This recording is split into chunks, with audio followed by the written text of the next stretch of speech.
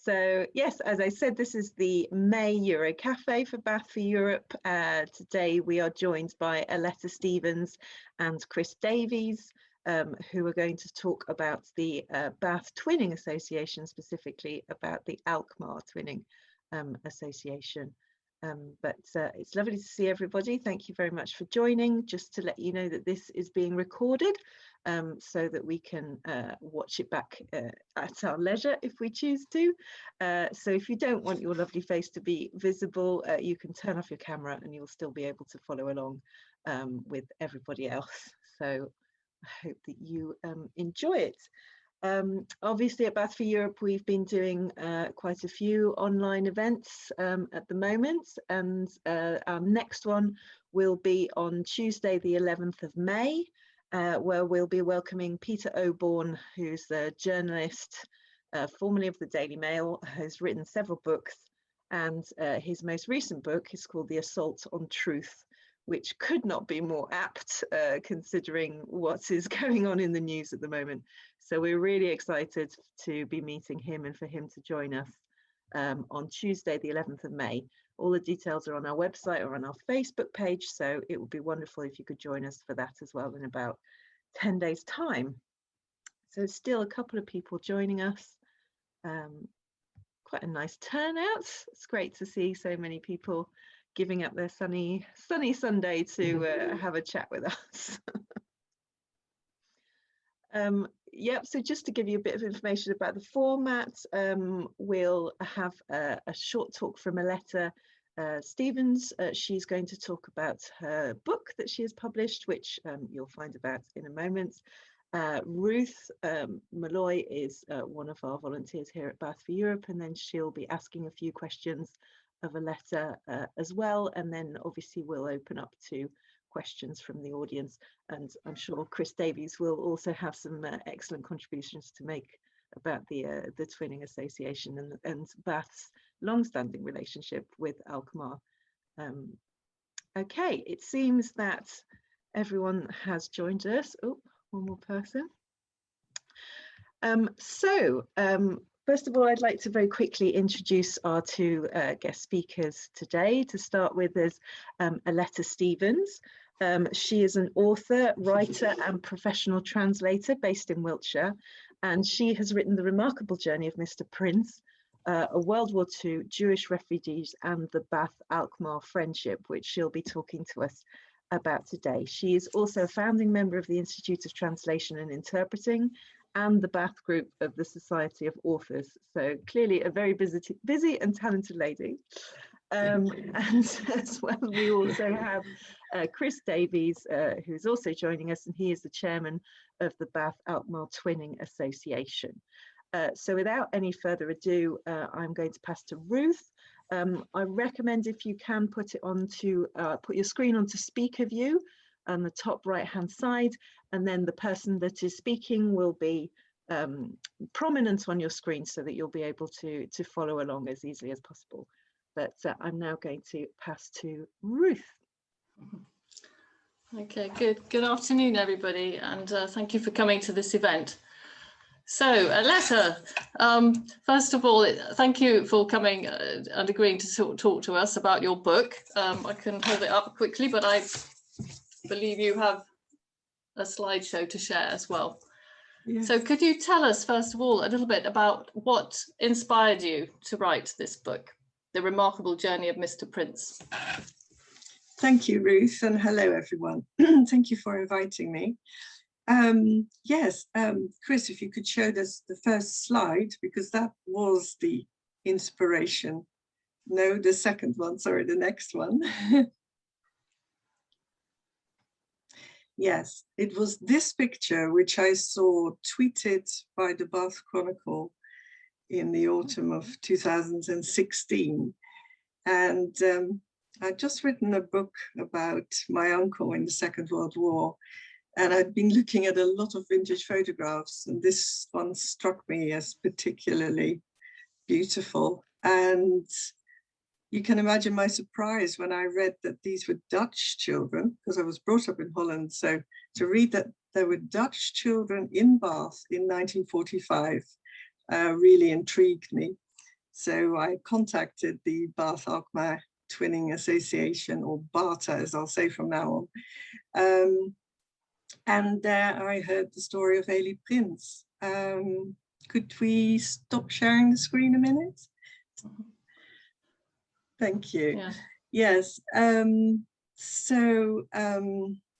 suppose we regard Eli Prins as our founding father. And his story seemed so remarkable to me that I wanted to know more about it. It was passed down mainly by word of mouth. And I saw similarities with my uncle's story, which was also passed down locally by word of mouth. And you always get slight variations, you get different versions, you get a few misunderstandings, some of the detail gets lost. Whereas I was really interested in the historical context and all the detail. In fact, I wanted to know all about it. And I thought that it was worth recording this story, you know?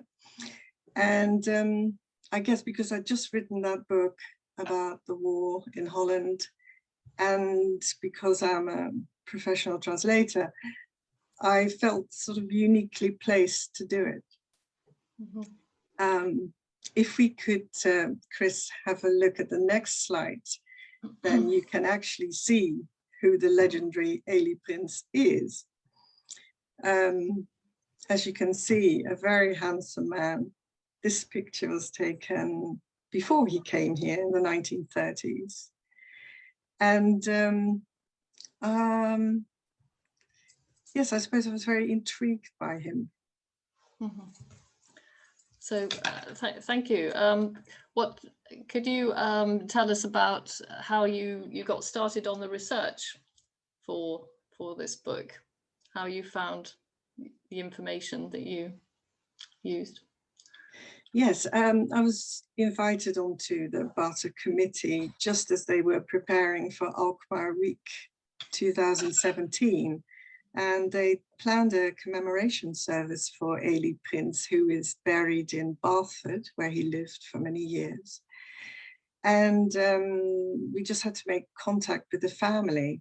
One of our members had found an online article in which it was mentioned that he had kept a diary during the war. So obviously I thought it would be marvelous to get hold of this diary. And Chris knew that he had a son. And so we managed to make contact with him. And he then shared all sorts of documents and photographs, including this one, with us. And that was, of course, priceless, you know, to get primary sources, first-hand accounts. And that included Eli Prins's speech to the Rotary Club of Bath just a few months after he had managed to escape to England. So that was very exciting. Yeah, thank you. And what was it about him as an individual, as a person, that so intrigued you about? Oh, lots of things. Yeah. Yes, lots of things.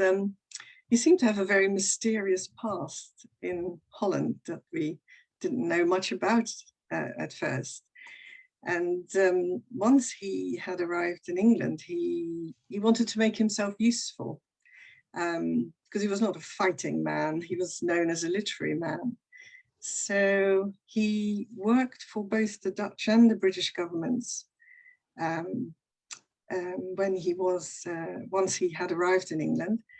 And, you know, he had a code name, which was very interesting, and he seemed to be involved in some secret work. And he also he was very well connected. He knew Queen Wilhelmina, who was the Dutch queen in exile in London with the Dutch government. But other than that, as a person, I felt an affinity with him because, you know, here was a man who had also been brought up in Holland, who'd also come to England and this particular part of England. But the difference, of course, was that I came here out of choice, whereas Eli was in exile. And reading his diary, I really felt for him, because he was obviously missing Holland a great deal and missing his family. But he was also, you know, he threw himself into his English life, and he really wanted to improve his English. So he started cycling around the countryside like a true Dutchman. He got on his bike, and he wanted to talk to ordinary people so he could improve his colloquial English. And as he was cycling around the Somerset countryside, he noticed all kinds of things, and made comparisons with Holland. And there were lots of things like churches and things in churches which reminded him of Holland. And I strongly recognize that sort of duality, you know. It's when you have moved from another country, your original country is always with you. You think about your country every day, and you know, you live in two worlds, and you live in two languages, and other than that, you know that expression 6 degrees of separation. Well, I worked out that when I moved into this area in the late 80s, Eli was still alive, and I could have passed him in the street in Bath. And we actually had an acquaintance in common, but unfortunately I never met him. But I kind of liked the idea that, you know, we were both walking around Bath for a number of years. Yes, so that's why I was so intrigued by him, for all these reasons. Yes, oh, that's fascinating. And in the book there are various people that you describe and write about. How did you make contact with their descendants? Yes, Chris, could we see the next slide? Because yes, so part 1 follows the stories of a number of people who, like Eli Prins, jumped onto this boat to escape to England. And this couple, Ben and Frauke, were teachers in the east of the Netherlands, close to the German border. And when the Nazis invaded, they knew that they had to get away because they were Jewish. And they crossed the whole of the country on this motorbike to try and get to the port of IJmuiden, which is close to Amsterdam, to make their escape. I thought it would be fascinating to see who else was on that boat, and whether their stories would corroborate each other, which they did. And so I found 3 sons and 1 nephew of the people involved, and I approached them personally in Dutch and in English, whatever their language was. And we then had, you know, email exchanges. I met some of them. They very generously shared photographs and letters and documents. So that was brilliant. Oh, yes. So those are some of the sources then that you used, obviously, to write the book. Yeah, the book is in 3 parts, isn't it? As you say, the first part is about the escape from German-occupied Holland, and then the second part is, well, we'll go on to that, but a description of wartime experiences in Alkmaar and Bath compared, and then the third part is about what happened at the very end of the war and how the twinning relationship developed from those initial exchanges of the children. But I'll let you talk about that in a minute. Of course, can you tell us a bit more about the first part of the book and why you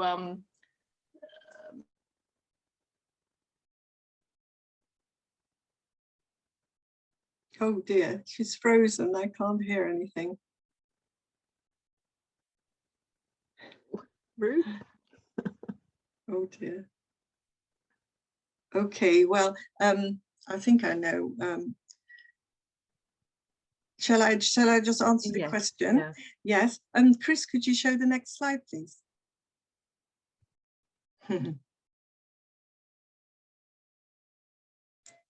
Yes, so this is the Jonge Jochem, which is the name of the boat that they all escaped on. It was a fishing trawler which fished for herring in the North Sea between, well, off the coast of Holland. I'm not interested in writing a dry history book. I wanted to write about ordinary people and how the war affected them, because you have ordinary people in extraordinary situations.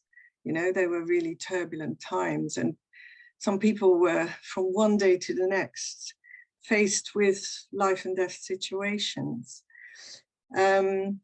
So I tried to find personal documents with first-hand accounts of these escape stories.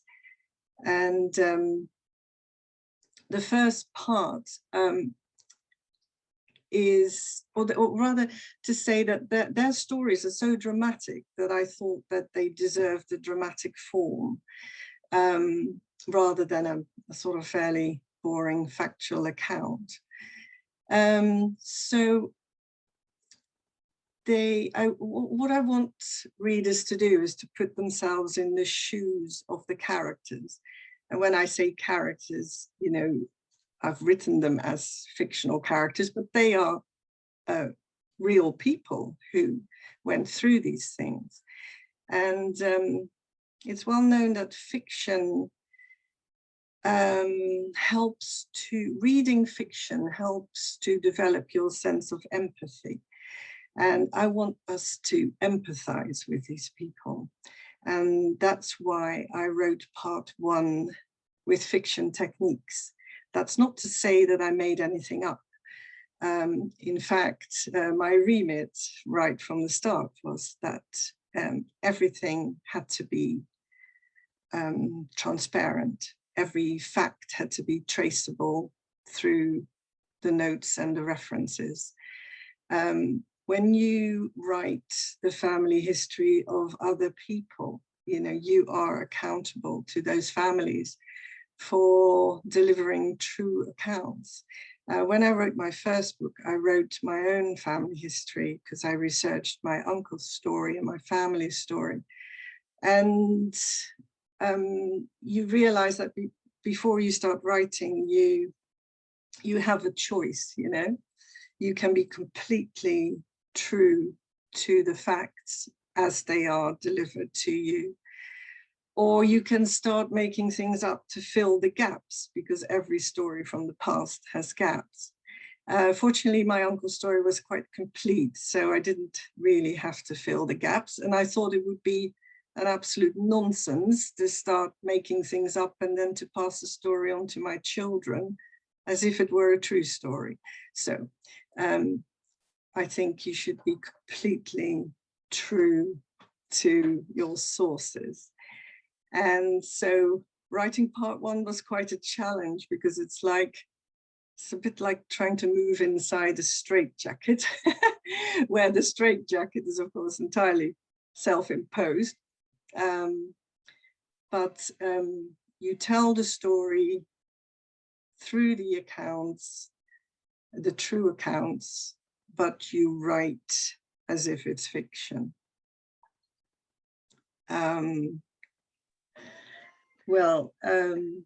Ruth doesn't seem to be back yet. Come back yet, I'm afraid. So maybe you could elaborate a bit more. Yes.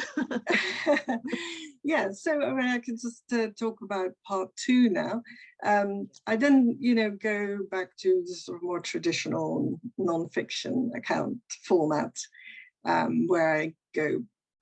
Part 1 is written entirely in the present tense to give you a feeling of immediacy, you know, as if you were in the story yourself. But in part 2, I just go back to the past tense, and I describe what it was like for ordinary people to live through the war in Bath and Alkmaar.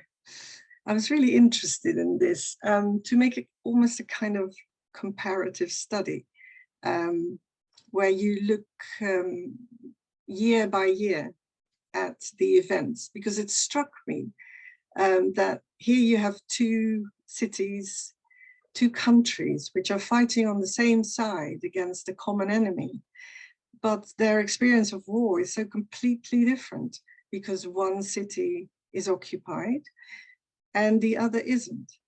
So it was fascinating to look at that and to add new material to this part. I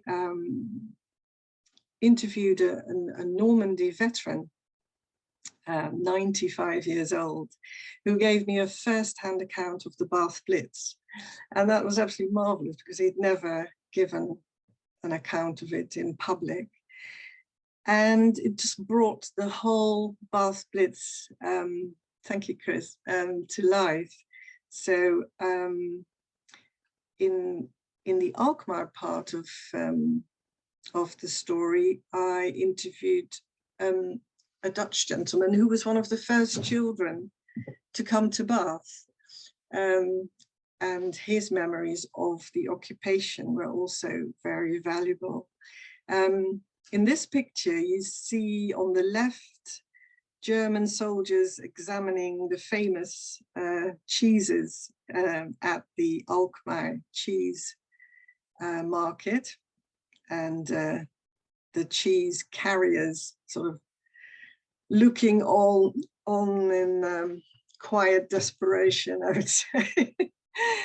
And on the right, of course, the Royal Crescent with a massive bomb crater at the front. And these two pictures seem to, you know, sum up the differences in experience.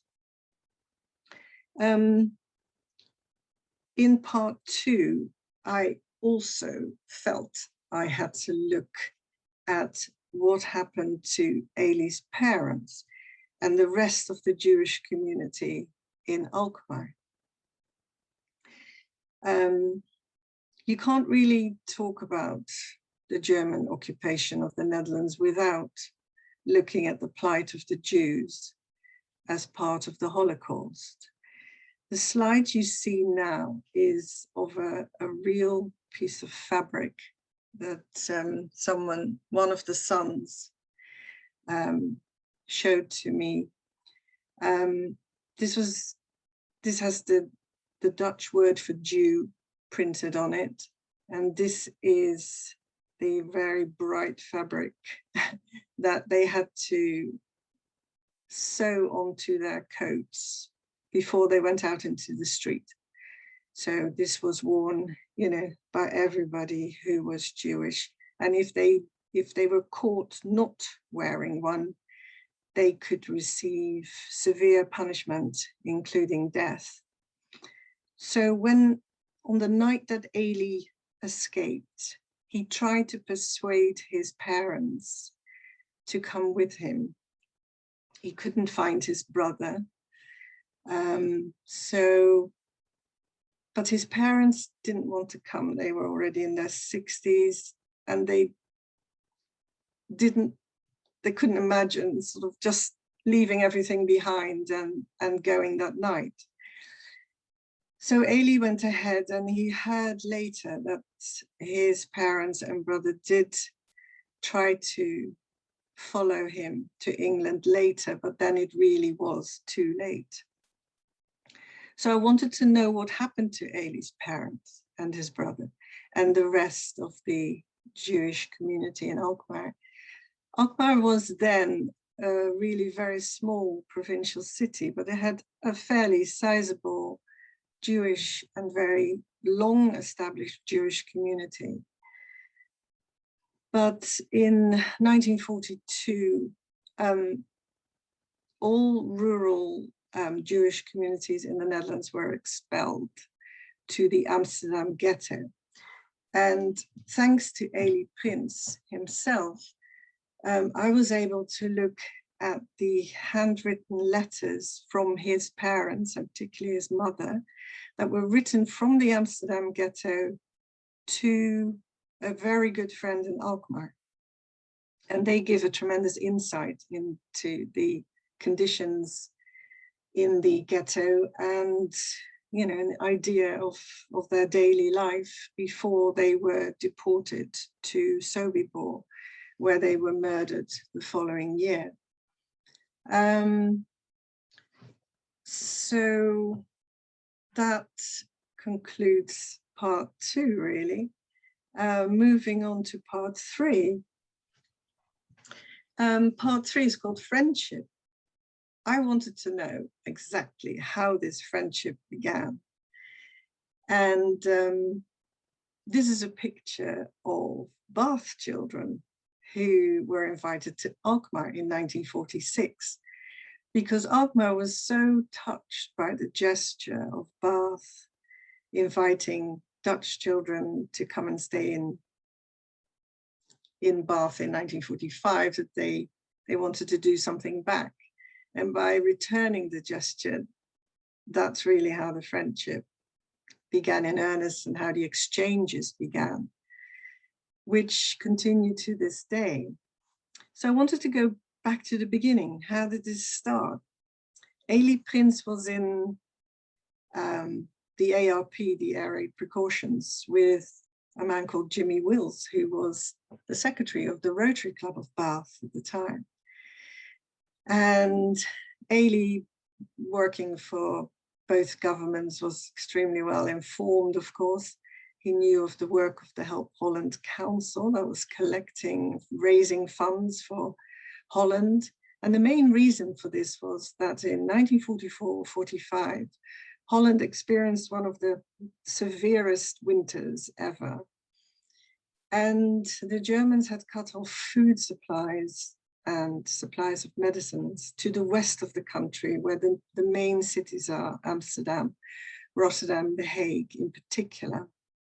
But obviously that also included Alkmaar. Alkmaar being about half an hour north of Amsterdam. And so he reports about what we in Holland call the hunger winter. The Dutch famine started to come through. This was a serious famine in which approximately 20,000 people died. And some of the reports that were coming through to the English papers, including the Bath Chronicle, were really shocking. And people in Bath wanted to do something. And as someone who was brought up in Holland, I find that story extremely touching and quite remarkable, that mainly for 2 reasons: that a small provincial city should want to fundraise for a city that most people had not heard of. And secondly, because Alkmaar was still under German occupation, because the war wasn't finished yet. And that was unprecedented. There was a huge fundraising campaign in Bath with all sorts of fun activities for the children and so on. And the city really got behind this, which was absolutely marvelous. And Chris will very shortly show you one of the ways in which the money was raised, with a very special barrel organ. So I won't say any more about that, but it's worth hanging on to hear and see that. Yeah, so after the war, the first Alkmaar children were invited to Bath, and these are some of the English girls who went over there. And yes, the other thing that I find really uplifting, but also very inspiring about this link, is that, of course, it started long before the European Economic Community was ever founded. And I think that although some of us are quite sad about Brexit, we should remember that we don't need politicians and trade agreements to you know, to make links with our friends on the continent. It's something that, you know, ordinary people can do, and we can continue those links. And I believe that twinning associations, since there already is a network of those, can play a big part in those keeping up friendly relations between Britain and the European continent. So what other pictures have we got? Yeah, okay, so I know Aletta, Ruth. can I just, sorry, can I just quickly ask a question? Obviously, you did a huge amount of research onto Mr. Prins's family and finding those contacts. Did you ever find those English children that went for the first visit to Alkmaar? Did you look into trying to contact them and get their point of view as well? Yes, indeed. In fact, there's a lady who's still alive called Bridget Wakefield, and she is already known to our association, particularly as somebody who actually wrote a wonderful diary of her trip to Alkmaar. And it's, you know, it's more than a diary, it's a kind of scrapbook. She kept every little, you know, leaflet and picture and receipt and program that she came across. And that diary is in the Alkmaar archive, and we've got a copy of it. So, and Chris has just interviewed her as well, I believe. So yes, it's wonderful to hear those accounts, and it's great to hear how much fun they had, and also very interesting to hear how exotic it was for an English person to visit Holland, you know. Obviously isn't anymore, but then, you know, people didn't travel half as much as we do now, and it was really, really exciting for these children to go. Yes.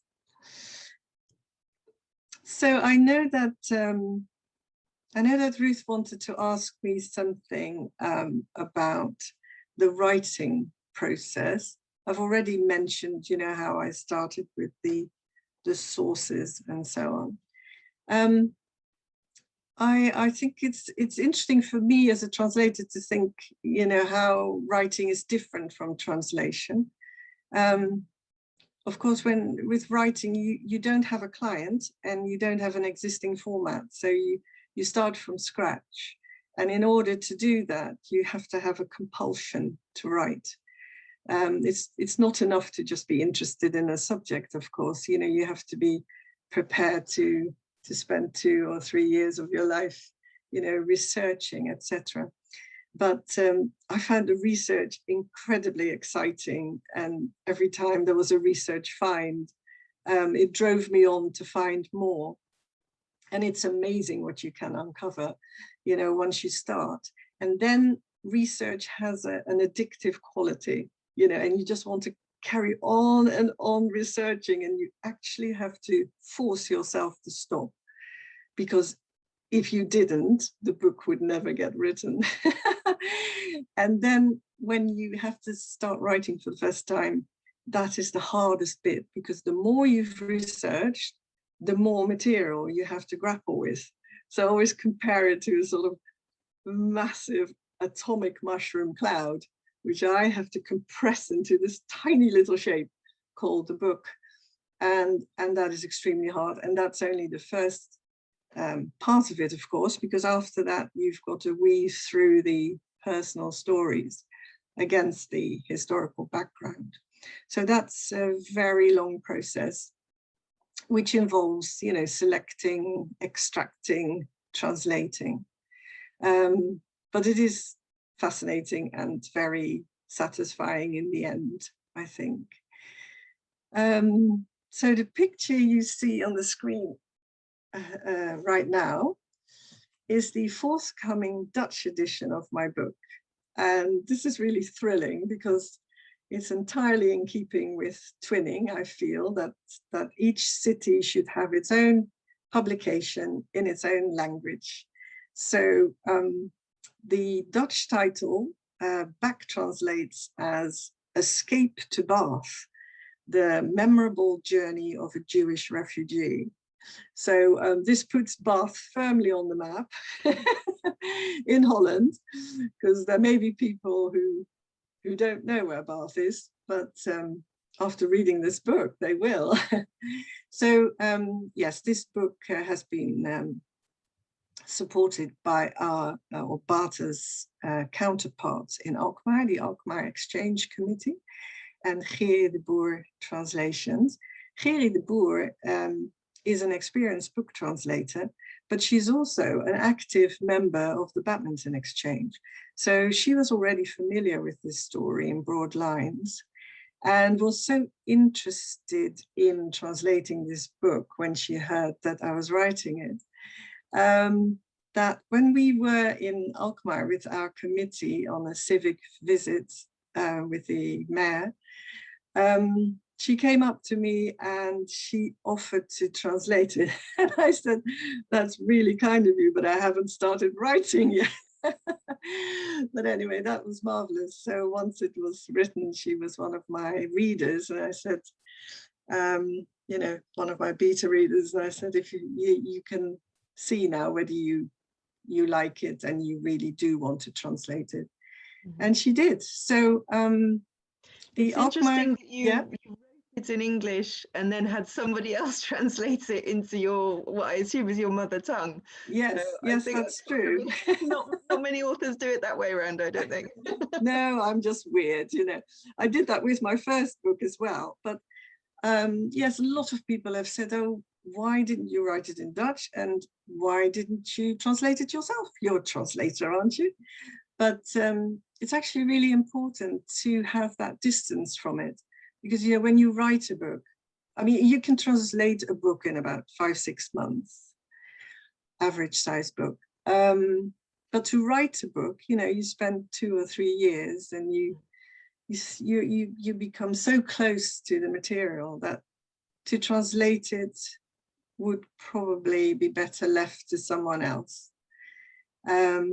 I write in English. Have to rewrite it in Dutch. You'd essentially be doing a sort of second project, but in a different language, really, wouldn't you? Exactly, because as the author, of course, you would feel tempted to start rewriting it. Yes, I was more interested in, you know, thinking about my next book rather than going over it again. But I have to say, in both instances, I supervised the Dutch translation. So, you know, that was very important to me, that the translation was done correctly and that there were no mistakes in there and so on. Yeah, so we're going to have a launch for the Dutch edition. It's going to be a small, socially distanced gathering in Alkmaar on the 28th of May, so that the first copy can be handed to one of the councillors there. I will be there virtually. And there are a couple of other events around it, so it will fill sort of an afternoon, and that whole event will be live streamed, so people in Bath can also watch. Yes. That sounds lovely. If you share details with us, we'd love to share it with our members. I'm sure there'll be a few of our members that would love to be there virtually as well. Thank you. So Chris, can we have the last slide, please? Nope. Okay, don't know what's happened there. I can't see him anymore. Yeah, to be honest. Chris seems to have disappeared. I think several people have had internet issues. Oh dear, yeah, what a so shame. Maybe Chris has disappeared. There is one question that came up in the chat actually from Veronique and Miles. Do you know whether there were any negative feelings towards refugees during the Second World War in Bath? Not that I know. I got the impression that Britain was really welcoming refugees from Nazi countries. And this was the other thing, interesting thing, you know, when you research the historical context, then you can make a judgment as to whether a story is very remarkable or not. So I found out that there were lots and lots of boats from the continent arriving on the east coast of England, which is where Eli arrived as well, in Lowestoft, being the most eastern point on the east coast, and also on the south coast. So you'll find in the local newspaper reports, you know, you'll find reports saying, oh, another boat with refugees has arrived. They will be a mixture of nationalities, so not just Dutch people, also, you know, German refugees and French and Belgian, those in particular, occasionally Polish. So this was going on all the time.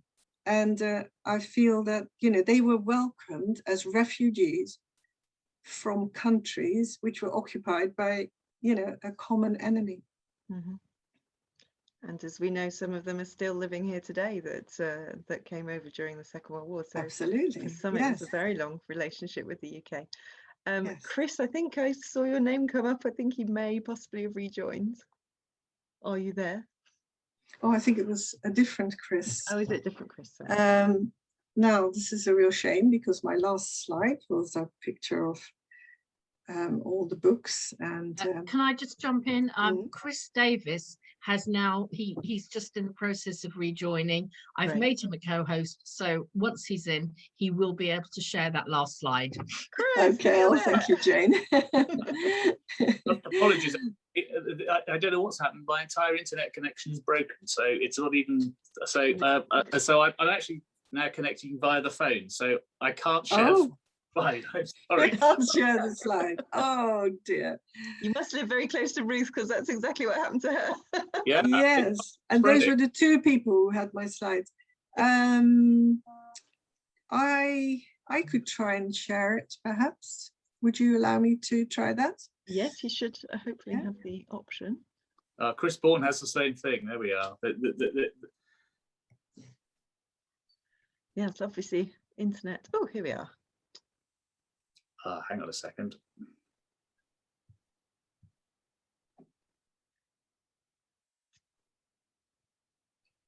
There we go. Okay, so there you see the English edition on the left with the Dutch edition on the right, and then two books on the far right. Looking for Uncle Joop is the English edition of my first book, and next to the Dutch edition of my first book.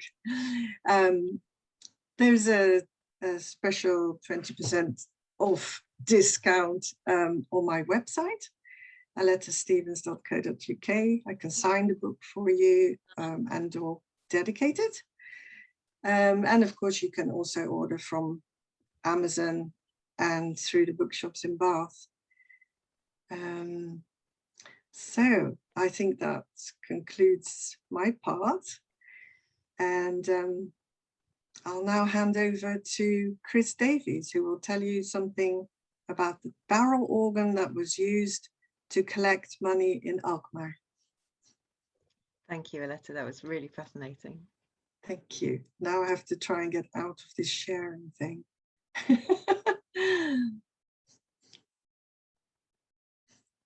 There should be a red button that says stop sharing. Yeah. Oh yes, sorry, I forgot that. Okay. At the top. There we go. Apologies, yes. Thanks. Chris, tell us about the barrel organ. Right, well, good afternoon, everybody. And I'm currently multitasking because I'm trying to get back on via my laptop. No, I don't know what happened. But first of all, I'd like to say thank you very much for this invitation. And thanks for the opportunity to hear Aletta speak. And as you can see, being the chair of a twinning association that started with that story is pretty amazing, and it's a fantastic and very moving, and it makes it very special to be involved. And Aletta's telling of the story always makes me feel a little bit emotional. So as oh, here we are. I appear to have. Right. Oh, stay with us, Chris. I think he's swapping. He's also got his laptop in, so hopefully he's just swapping over. Here he is. Oh, okay, cool. It's also a lot of there we stuff go. in. Yeah. Right. Okay. Excellent. All right. Well, yes. So I'm now back on my laptop, which is always a great relief. So yes, it's fantastic, and it does. It really brings to life the story of Europe for all of us. As Aletta said, so I want to talk a little bit about, very briefly, I'll be very brief because I know people will have questions. As Aletta said, the world was very different a long time ago, and now you may think, well, you know, twinning is and a lot of people will think twinning is a bit sort of passé and a bit fusty now that people are travelling all over the world, usually in usual times. But of course, the difference between, and I'm sure many people on this call, on this Zoom call, will know this, the difference between going somewhere on holiday and actually going and, as it were, interacting and living with people in that country, as tends to happen with twinning trips, even if they're only for a few short days, is a very different experience. And I know that Eli Prins always used to believe that the really important thing about partnership between countries was partnership between people. And he firmly believed in that. And so, you know, we think, and I know there are representatives of other twinning associations on this call, we genuinely believe that twinning still has a role to play. So, as Aletta said, in 1945, Bath officially adopted Alkmaar when it was still occupied by German forces, which was pretty extraordinary. And then the Alkmaar appeal was launched in May, just as the war ended, and it was a fantastic. And I found out about this. If you go and look at the records, it was a fantastic community event. The whole of the city, genuinely, all of the city got involved in this, and obviously knew about the Hunger Winter, knew also about what had been happening on the continent. And we have records of things like St. Luke's infant school, children, they collected tin food and put toys in boxes to send. The Bath Labour Party had a fancy dress parade and raised £22 on May the 10th. And this is one of my favourites. A Mrs. Ty Lee marched around Widcombe with children and accordion and raised £14, 14 shillings and 11 pence for the appeal. So what I think is wonderful, in the sense, the sort of the incongruity, and we talk about this a lot in the Alkmaar Twinning, between really dark things and awful things, and at the other hand, fun, hilarity, and silliness, which in some ways is perhaps the only way that you can deal with what was with some of these really dark and evil things that were going on. So one of the things that happened, and this was not unusual, from time to time people would, if they wanted to raise money for charity and wanted to raise money in the street, they would hire old barrel pianos that were being thrown out of pubs and being replaced by jukeboxes and other things. And someone suggested that the Alkmaar appeal in Bath should obtain a barrel organ and use it to raise funds. And so one was obtained from a slightly eccentric, this is another wonderful part of the story, a slightly eccentric vicar in East Anglia who used to keep them and restore them, and it was brought over to Bath, painted in Dutch national colours, and then by members of the Rotary Club, by members of the ARP, and also by others, was wheeled around the streets of Bath, sometimes put on the back of a truck and taken as far as Melksham and Trowbridge and Midsummer Norton to collect money. It was wheeled around the pitch at Bath City Football Club during a testimonial match. It became, I want to say famous, I think the truth is it became notorious because it sounded, as time went on, increasingly bad, I suspect. Anyway, at the end of the collection and the end of the war, it was presented to the perhaps a slightly bemused mayor of Alkmaar. In fairness, there's a wonderful photo of him meeting the barrel organ when he came over very soon after the war, and with a huge grin on his face. I think he appreciated, as Dutch people often do, the humour and the silliness of it. And it was presented to the city of Alkmaar, and stayed and has been in their town hall ever since for 75 years, tucked to one side, but anybody who visits can go and see it. And I wanted to see if I can show you the next slide. Wait a minute, where are we? Oh, I need to be re-admitted as a host. Sorry.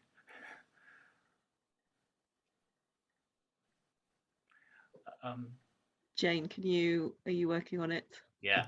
So as I say, this barrel organ became quite infamous. In fact, here we go. Right. Yes, this is it.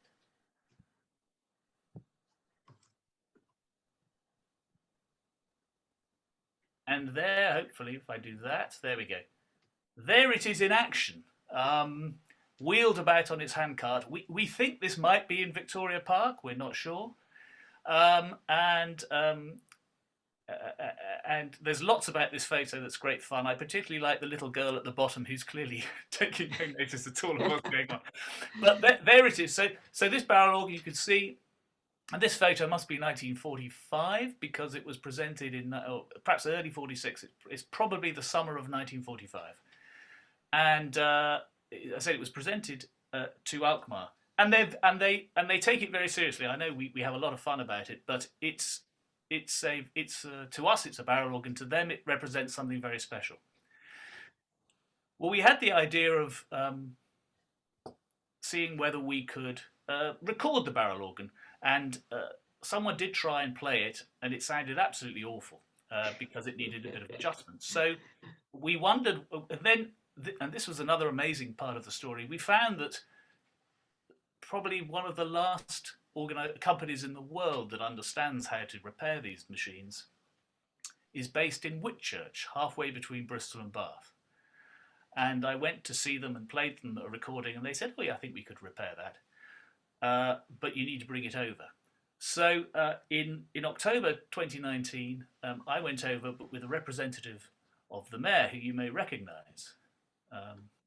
And here is Ruth, and there's the barrel organ in situ in the town hall. And as you can see, it's still in pretty good shape. But you can see also, the plan was to raise £1,000, which in modern terms is about £50,000. In total, the whole appeal has raised around £250,000 in modern money for Alkmaar, and that was used to raise to buy books and also to buy food. Food was also donated as well, so you can see why it means quite a lot to the people of Alkmaar. But so we went and we asked the mayor whether we could bring the barrel organ to Bath to celebrate 75 years since the end of the war, 75 years of liberation for Alkmaar, and also 75 years of our friendship. And with a bit of careful negotiation, he said yes. And so it was carefully packed up, and here it is arriving in our Guildhall. I'm sure you recognise it, neatly packed up. It was brought over in a container. And by this time, the story of the barrel organ had become quite well known, and some of you may recognise the lady on the left. That's Ali Vowles of the BBC, who said, "I'd like to film it being unpacked," which we were slightly nervous about because we were slightly concerned what would come out, but fortunately when it did, it was fine. And this was last May, I think. Yeah. And of course, the plan was for the barrel organ to come and stay with us for a year. And it is now unpacked, and here it is in the Guildhall in Bath.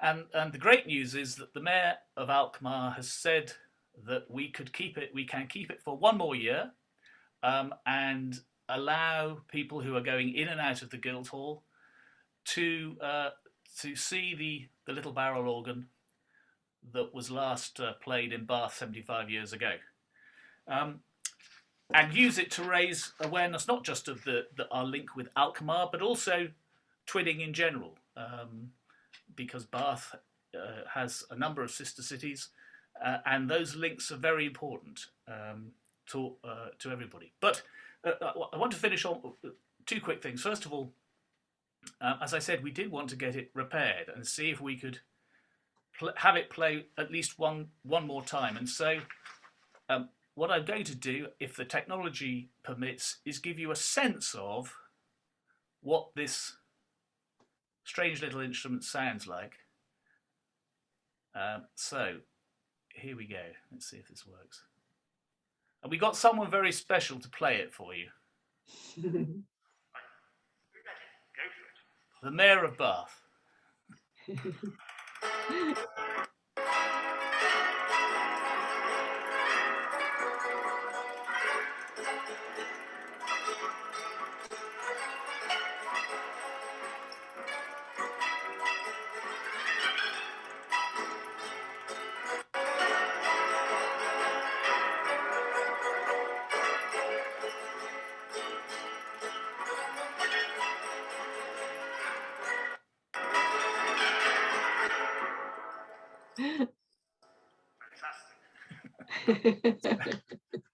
So I don't know how well that came across the airwaves, but it probably gave you an impression anyway of what it is. We've now recorded. There are 10 tunes on the barrel organ. We've recorded it for posterity.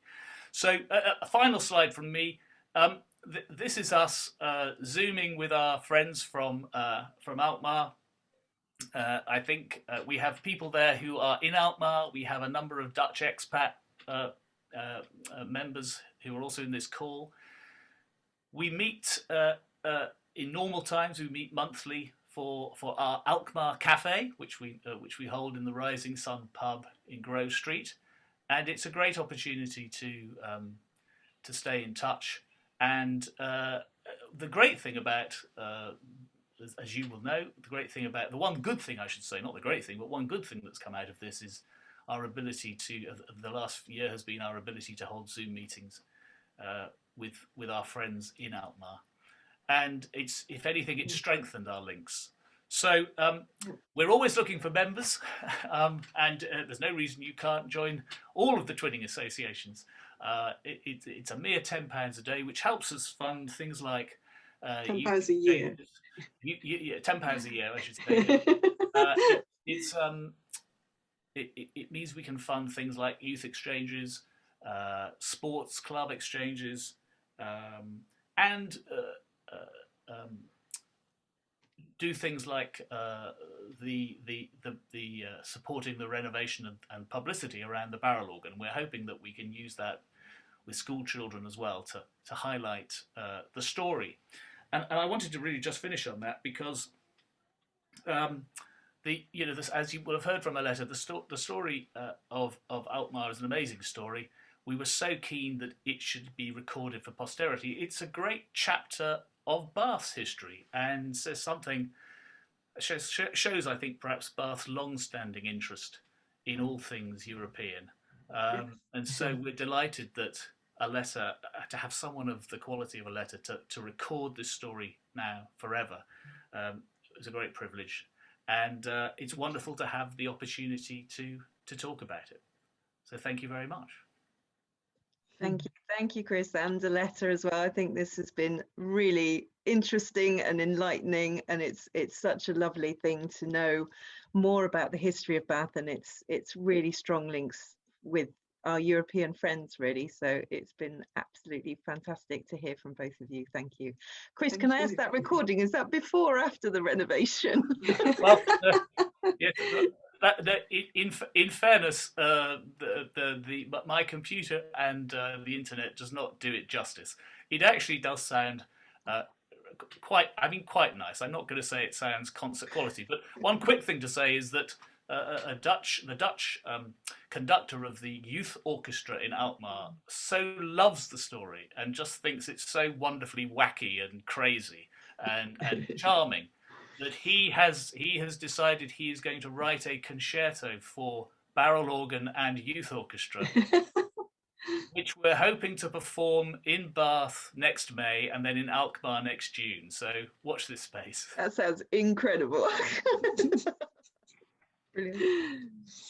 Does anyone have any further questions for either Aletta or Chris? We've still got a little bit of time, so we could, as we're a reasonably small group, we could sort of have a little chat about it if anyone had more points to raise. Alison, pretending to be Chris. Yeah, sorry.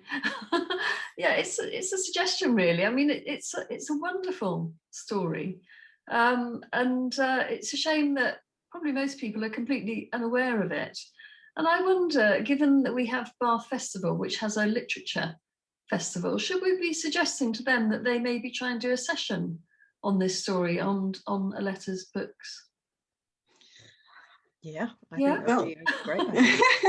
Yeah. Well, thank you. That's a lovely idea, but of course it would be too late for this year's festival, wouldn't it? Because they plan months and months ahead.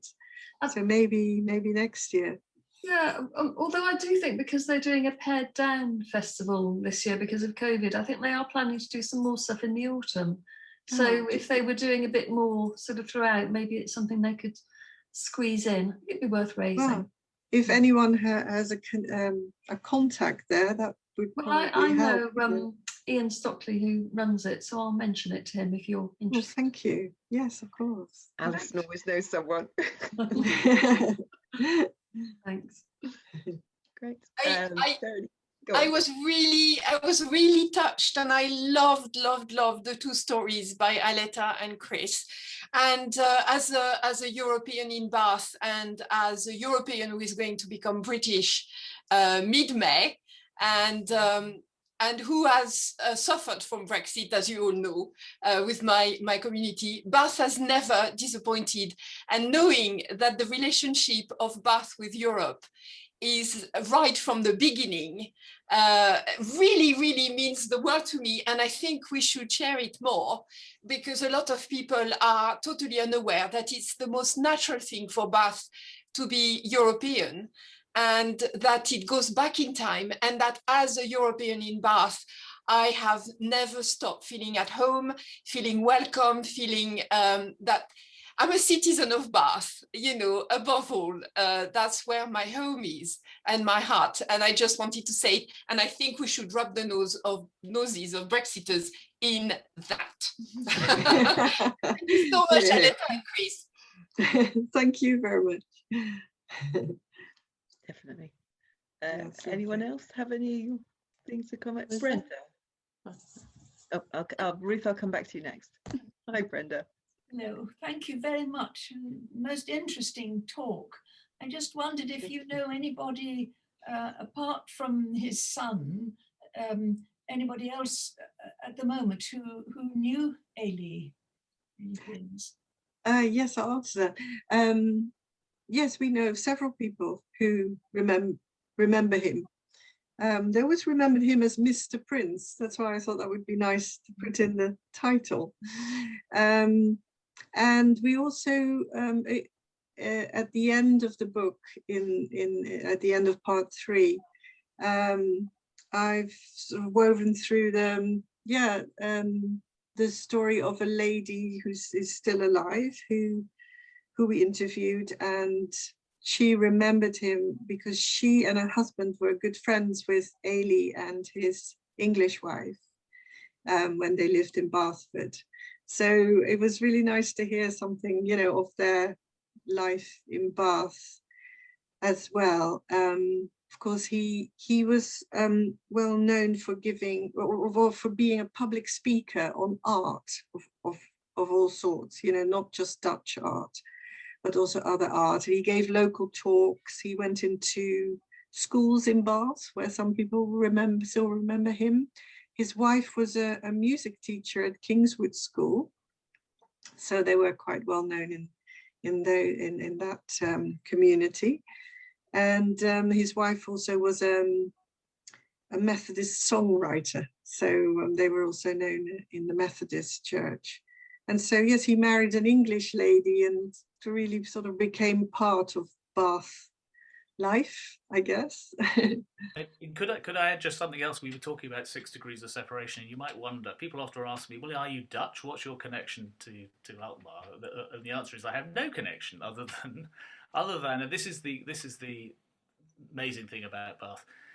I think when I joined the Rotary Club about 5 years ago, I sat next to a man who said, "Oh, I've just been to a fantastic concert by a youth orchestra from Alkmaar." And I said, "I've never heard of Alkmaar. What's this?" They said, "Well, we're twinned with it." I said, "That's interesting." And this person was Reverend Martin Broadbent, who was a Methodist, the Methodist minister that Aletta just referred to. And Martin knew Mrs. Prins very well because she was his organist, and from time to time met this by now quite elderly man called Eli Prins and thought nothing much of it.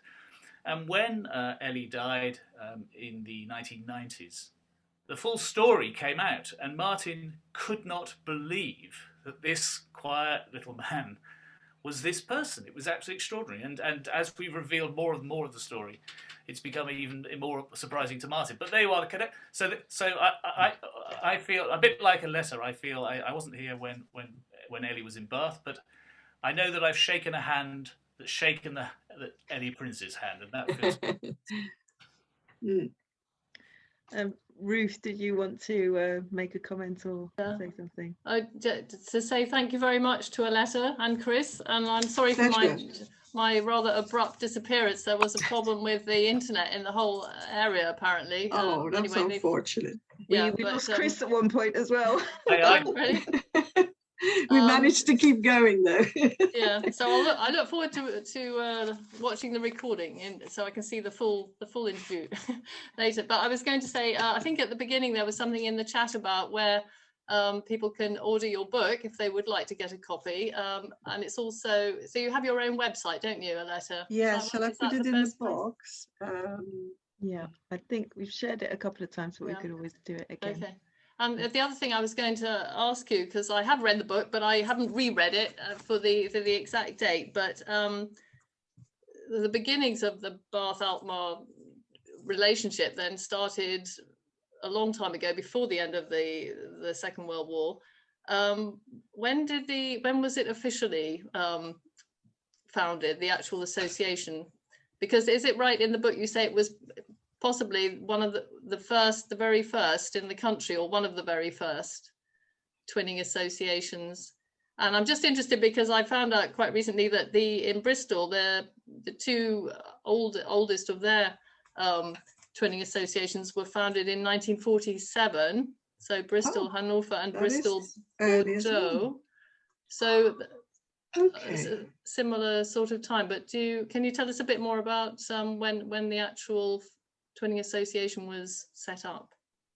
Well, I think that because the link started so early and it was such a strong link, it wasn't instantly an official twinning. I believe I'm right in saying, Chris, back me up here. So this friendship, it just evolved over many years without being an official twinning link. And I don't think that happened till as late as the 1960s, possibly. I think. Sorry, just to come in. Yeah, I mean, there were the links that started, and you can imagine they started very strongly because of the exchanges. And there were a number of sports clubs, in particular, swimming clubs, rowing, have been going since almost the very beginning, I think. And there were lots of exchanges. The Rotary clubs have been going back and forth since the war, and there are many sort of long-time friendships as a result of people that. But I think the formally twinning, I think wasn't until perhaps the 60s or 70s when twinning became the rage. The Twinning Association started when Bath stopped having a council and stopped therefore having a twinning officer. I saw Marion here, who will remember the history better than me. But effectively, a number of voluntary associations were created, which is why the Twinning Association is what it is. We're all volunteers and just sort of run it as a committee. So that's the background. But I think you could safely say that in terms of formal links, and there were formal links between the two mayors' offices right from the beginning, this must be one of the earliest. Think of very famous ones like Hanover and Coventry because of the bombing, of course. But this was a formal civic link, if not a formal twinning link. And the fact that Bath adopted Alkmaar when it was still occupied by the German army is quite something, I think. Mm. I think Anne Kennard has been waving furiously. Yeah, sorry. I've had an experience recently where somebody else had to actually intervene because then nobody told me. Yeah, I'm chair of the Bristol-Hanover link, which Ruth just mentioned just now, and I mean, it's a different beginning, but in fact has links to some extent because it does involve children. It started in 1947, as she said, and that was because a message came over from Hanover that the children in that very bad winter couldn't go to school because they hadn't got shoes. And we have actually somebody on our committee over there who remembers that time that her family only had one pair of boots between them, and if anybody wanted to go out, they each, you know, they had to wear those particular boots, whatever the size, etc. But yeah, so shoes were collected and toys, rather like you described in Bath, and sweet rations and whatever. But when they were taken over, and also a sort of rather prestigious group of men went over there to extend the hand of friendship. You know, so quickly after the war, the people in Hanover, you know, who were left, as it were, who hadn't, you know, most of them had not been culpable, I don't think. They were just amazed, really, that there was this friendship at that point. Yeah, we haven't got any Dutch links at all, but this and that continued on, and it really the bedrock of the link between Bristol and Hanover has been music, because they couldn't send anything back. They actually sent music. They sent folk groups and choirs and this sort of thing, and that's still going on. I'm negotiating at the moment with Bristol Choral Society to perhaps go over next year, because it will be our 75th anniversary, and that was actually started in 1948, the link between Bristol and Hanover, but we can't find the documentation, which is a real nuisance, actually. And the other thing is sporting links. So we've still got badminton, rowing, and a lovely youth gymnastics exchange that's been going for 30 or 40 years. So yeah, it's still going. That's lovely to hear that. I found the official documentation from 1945 and 1946 in the Bath Records Office, where there were two massive folders called under the mayor's correspondence. Oh, right. And they had all the original letters in there, including letters from Eli Prins with his wonderful florid signature. And it was fascinating because you could, you know, follow the whole development of the adoption and the civic visits and the children's exchanges that followed. So I don't know, you know, Bristol Archive perhaps has also a mayor's correspondence file. Yeah, I don't know about that. That's an interesting idea. We have looked in the archives and we can't find the document, as it were. I mean, there's lots of other stuff that indicates that it kind of started then, and the city council ran it then from then onwards. And then about 20 years ago, they decided they didn't want to run it anymore, and they devolved to voluntary associations like us. So that's how it is, like as it is in a large part of the country, I think. But it's very much part of the city character, if you like. Yeah, that's wonderful to hear. Anne's mentioned music, and I forgot to mention, as well as sport, there have been lots of musical choirs back and forth. And one of the nice things about being chair is from time to time, when I sort of mention that this is what I do, people will say, "Oh yes, I went over to Alkmaar in about." That's right. Yeah. Or, "Oh, I went on a school visit to Alkmaar." Ah, wonderful! Yeah. It is amazing how the impact of twinning has coloured so many people's lives over the decades. And one of the things we were able to do 5 years ago to celebrate 70 years, we sent some. We were particularly keen to have people go over from children go over who perhaps haven't had the opportunity, and we worked with.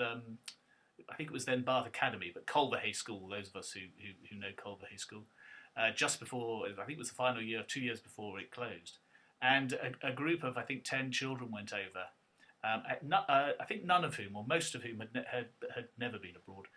And what was fascinating was they came to see the mayor before they went, and were terribly quiet and didn't really say very much. And then they came to see the mayor after they came back, and the transformation of these children was extraordinary. It was amazing because, and they talked about riding bikes, which they of course find difficult to do in Bath, but they did. And it was it is extraordinary how the ability to go not just on a holiday, but go and live with people and meet people and talk to people and step into their shoes, if only for a few days, can make a difference, particularly for children. And I think that's one of the key things that we as twinning associations can do. And I remember Anne coming to that event, which we had some students, I think was it from the Youth Parliament, who spoke from Hanover.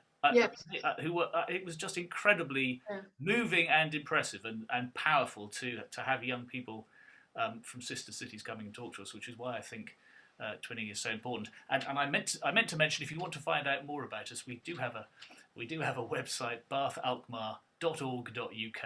That's also where you can join if you want to join. Your £10 a day, yes. Sorry, £10 a year.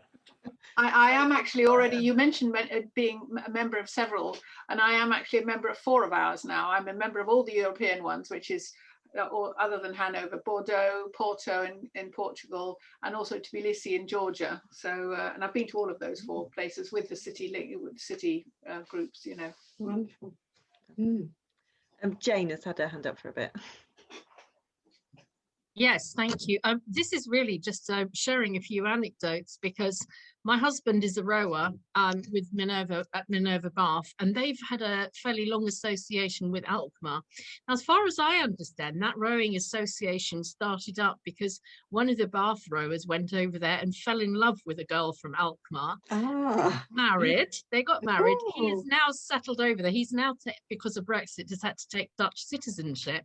But that it's been a really, it really is an active association. And pre-COVID, Alkmaar always come over here every year, and people put them up, and then we go over to Alkmaar, and it involves there's a regatta, and you know, those of us who don't row, it's sort of lots of bike rides and, you know, enjoying the canals and the windmills. It's absolutely fantastic. So, as I said, I'm not a rower, but I've gone on these exchanges, and it's just been wonderful. So it's very, very lively, very active, and hopefully, you know, post-COVID it'll resume again.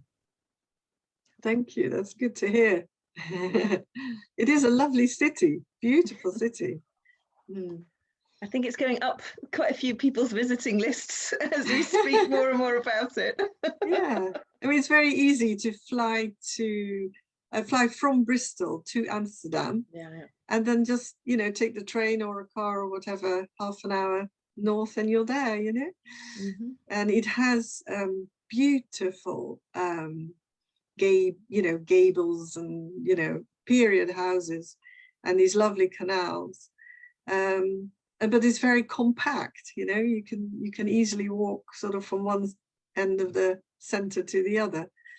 And it's absolutely charming, I think. And you could also visit the house where Eli Prins was when he heard the Germans invading. Do you want to say a little bit about that?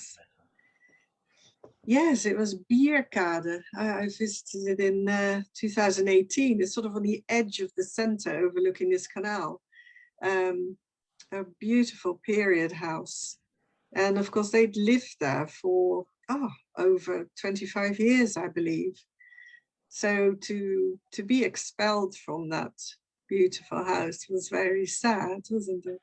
But there is a plaque on the wall which was put there, and what's really interesting, and it's down to Aletta retelling the story. What we found, you know, we've talked about the fact that many people in Bath don't know this story at all.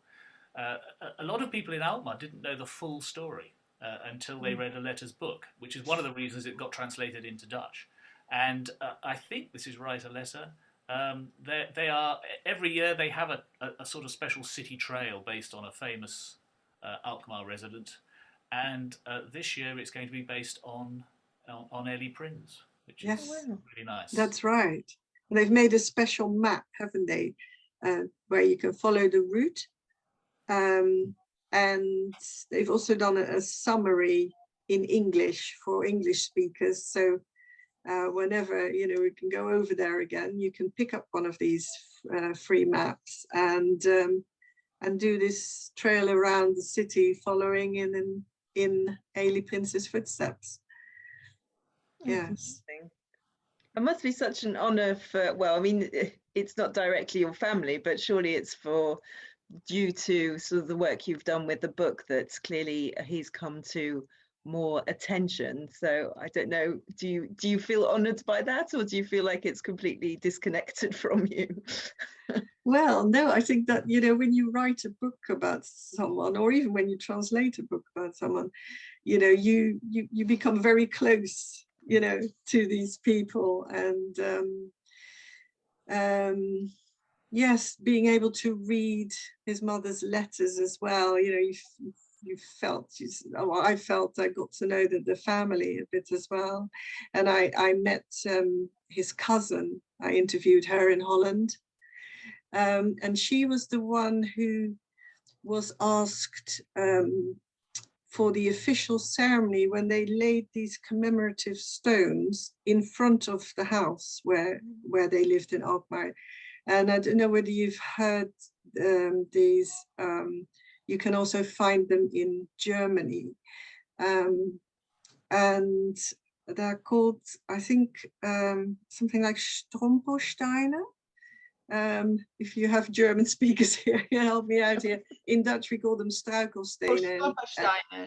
Stolpersteine, they're called. Stolpersteine, yeah. So it's literally, you're supposed to sort of stumble over them as you're walking along the pavement. Suddenly, you know, you may see these, they're usually square, aren't they? Black with gold letters, and it will tell you who lived in the house next to it. So, you know, it tells you the name of the Jewish people who lived there and when they died and where they died. And so it's a way to commemorate them. And that's rather wonderful. So Alkmaar has done a very good job in laying these stones all around the streets where the Jewish community lived. It's such a tragic part of the story that his parents chose not to follow him at that time. It's such a sad, and I mean there were millions and millions of people that came to the same end. But when you sort of drill it down to one family, it can really sort of hit home what a dire situation. Yes, I mean that's the way to look at history, isn't it? Through one personal story, and to follow these people, and that's when you feel it, you know, what they went through, or as close as you can possibly get to it. Yeah, it is sad, but it's really important to remember, you know,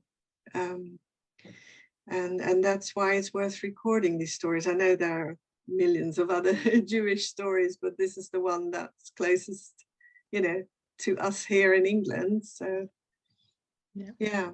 And from that, an incredible, long-lasting friendship between two cities has grown out of it. So there's yes, absolutely. Just one other thing I wanted to mention. I mean, nobody said, oh, well, why did Eli Prins come to Bath? And something I completely forgot to mention, because of course he, as I said, he arrived on the East Coast, but his sister had married an Englishman. And actually they were living in London. They would normally have gone to London, but they'd just been evacuated to Bath because of the Blitz. So that's why Eli Prins came to Bath. Yeah. Amazing. And so he had one other brother and his parents, but they were taken to Sobibor, and that was an extermination camp. So they were murdered on arrival. And of course that sort of news, you know, took a while to come through after the war. You know, a lot of people were in terrible uncertainty as to what had happened to their relatives. But I thought it was important to follow that as well, that bit of the story, so that, yeah, it helps you to understand Eli Prins and what he had to live with, you know, survivor guilt and all that. Yeah. And could I finish with just one final story as well, because Aletta talked about things that we stumble across, or she stumbled across when we were researching, and we mentioned that Eli escaped, and I think it was actually only 12 weeks later. He arrived in Bath and clearly became very well known. He was invited to give a talk to the Rotary Club, and this talk had such an impact, it was written about in the Chronicle. And we have the extract which has a few bits of what he said, and we thought, gosh, that must have been an amazing speech. And when Aletta was doing the research, she spoke to Eli's son, and he said, oh, I looked through some old papers. I wondered if any of this would be of any use to you. What about this? And we said, well, what's this? He said, oh, I found a transcript of the speech he gave to the Rotary Club in 1945. Sorry, 1940. 1940, yes. And there was the speech. It was absolutely extraordinary. So we could actually know exactly what he said. It's absolutely amazing, and really really brought it to life. Yeah. Yes, that's fantastic, because I also found about 3 other versions of his escape story, which he wrote later on in his life. But I always trust the Rotary Club speech the most, because it was only a few months after he had arrived, so it was still really fresh in his memory. And you also get, when you compare the different versions, you get discrepancies, which is awkward when you're trying to write about that. But I always go back to the first one, because I think this is a fascinating thing about stories, that we all do this, I think, when we tell a story to someone, even just a little anecdote or something that happened to you that day. Sometimes when you tell a story multiple times, you start to edit it according to your own state of mind. And with the passing of time, you might tell the story in a different way than when you told it for the very first time. And so that Rotary Club speech is priceless. And it's fascinating, because you were able to pull all these strands of this person's life all into one place as well. And I guess there's not many people who have that to be able to look back upon, and finding different relatives and people that knew him, and people that were maybe there at that Rotary Club speech, or that were on the boat with him on his way over. It's an amazing feat of research to be able to sort of pull all those strands together. Thank you. Yes, and it was obviously really useful to be able to look at the original sources in Dutch and English, because you have to plow through hundreds of pages of research material, and to be able to do that quickly, in both languages, and then to be able to translate some of that quickly is also very useful. So I had to work very, very quickly, because our deadline really was that we wanted this publication to come out in May 2020, because we were going to have a celebration for the end of 75 years after the end of the Second World War, plus 75 years of friendship. And so I'd never written to a deadline before, so that was a particular challenge. But we had no idea, of course, that this pandemic was around the corner. So as we were hurtling towards the final proof stage, the pandemic hit, and I was really worried that, maybe the printers was going to close and, wouldn't be able to print the book. But everything went really smoothly. And the book came out in lockdown, which was quite something. Yes, and a year later, we now have we nearly have a Dutch edition. And in terms of book publishing, that is extremely fast. The translator was super fast. And the whole thing, has been sort of rushed through to be published in May this year, because that's another deadline. Alkmaar, well, that is when Alkmaar celebrates their start of the friendship, because that was the first time that the Bath children came over. So yes. Anyway, Thank you. So it's 4:30 now, so I think it's time to wrap up. But an enormous thanks to Aletta Stevens and Chris Davies. It's been absolutely fascinating to hear from you. We've shared in the chat, so obviously Aletta's book is available from her website, and please look into the Bath-Alkmaar Twinning Associations, and there are other twinning associations in Bath and other cities around the country if you happen to be joining us from elsewhere. So please look into your area, and it's an absolutely wonderful way to keep in touch with our great European friends. As I mentioned at the beginning of the call, we have another event happening on Tuesday, the 11th of May. We'll be welcoming Peter Oborn, a journalist for the Daily Mail, former Leaver, who changed his mind at the last minute and far too late for it to be of any use, but still, we'll still support him.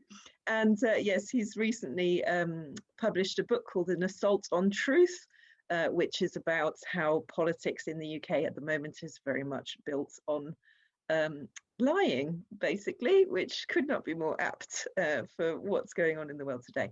So please join us on the 11th of May for Peter Oborn. Details are on our Facebook page and on our website. It would be fantastic to see you there. But again, a huge thank you to everyone that's joined us today. It's been absolutely brilliant listening to you. I hope you enjoy the rest of your bank holiday weekends, and please join us again soon for more Bath for Europe events.